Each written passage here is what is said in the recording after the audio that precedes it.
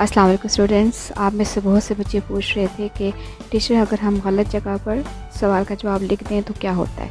अभी देखें, ये हिस्सा सोम है और ये गज़लिया जुज़ है जिसका आंसर है। तो इस बच्चे ने क्या किया, आप ज़रा देखें।